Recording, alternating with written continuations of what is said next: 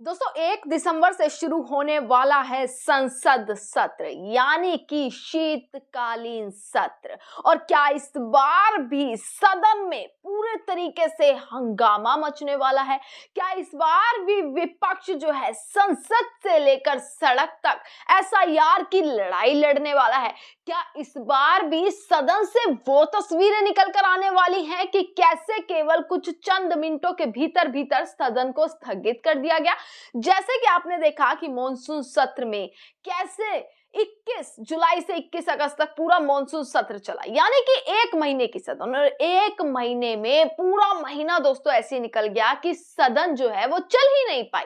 बार बार सदन स्थगित की जा रही थी, बार बार, क्योंकि विपक्ष का, कांग्रेस का एक ही मुद्दा, इंडिया गठबंधन का एक ही मुद्दा कि एसआईआर पर चर्चा की जाए। पर यह सरकार है कि एसआईआर पर चर्चा करने से कैसे पिछली बार सदन से भागती नजर आई, तो क्या इस बार भी शीतकालीन सत्र में जब सदन 1 तारीख से 1 दिसंबर से 19 दिसंबर तक चलेगा, तो क्या इस बार भी विपक्ष ये मुद्दा रखेगा और सरकार भागती हुई नजर आएगी? नमस्कार, मैं दामिनी शर्मा, सजग भारत में एक बार फिर से आप सभी का स्वागत करते हैं।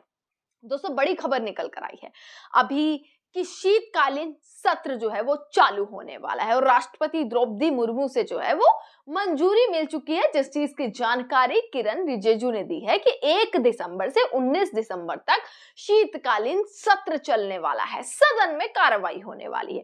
पर सदन की कार्रवाई का नाम सुनते ही सबसे पहला सवाल खड़ा हो जाता है कि हंगामा, सबसे पहला शब्द खड़ा हो जाता है बवाल।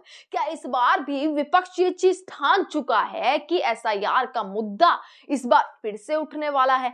कैसे सदन के भीतर प्रदर्शन बार बार किया गया, एसआईआर के मुद्दे पर चर्चा करने की मांग की गई और सदन के भीतर कैसे हंगामा मचा, दोनों पक्षों के बीच, पक्ष और विपक्ष के बीच में हंगामा मचता हुआ नजर आया। एक तरफ से सवालों की बौछार तो दूसरी तरफ से जवाबदेही नहीं। क्या इस बार भी कुछ ऐसा ही देखने के लिए मिल सकता है? तो दोस्तों जी हाँ, ऐसी कुछ तस्वीरें अब सामने आ सकती हैं, क्योंकि जब से बिहार चुनाव के नतीजे आए हैं तब से एक मुद्दा लगातार उठ रहा है। वो मुद्दा है वोट चोरी का, जिस चीज को लेकर राहुल गांधी लगातार मीटिंग्स ले रहे हैं, बैठकें कर रहे हैं, समीक्षा बैठक हो रही है।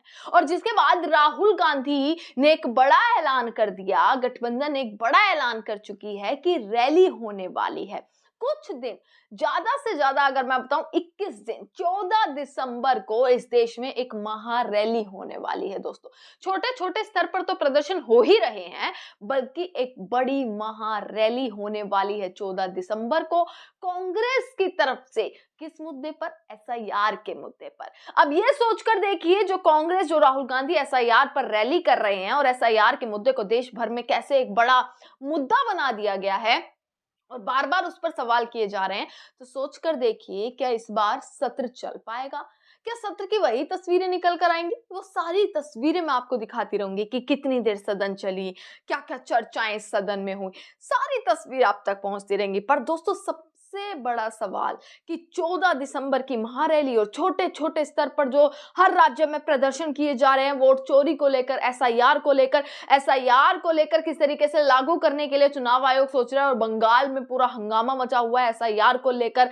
बार बार ये खबरें निकल कर आ रही है, ये खबरें ये दिखाती हैं कि कहीं ना कहीं अब ये मुद्दा बड़ा होता जा रहा है और इस मुद्दे पर अब संसद में सवाल वापसी खड़े किए जाएंगे। वापसी क्या? वेल में वही प्रियंका गांधी, राहुल गांधी, अखिलेश यादव क्या हाथों में पोस्टर लेके एसआईआर पर सवाल करते हुए नजर आएंगे और किस तरीके से सरकार जवाबदेही के नाम पर ठेंगा दिखाती हुई नजर आएगी।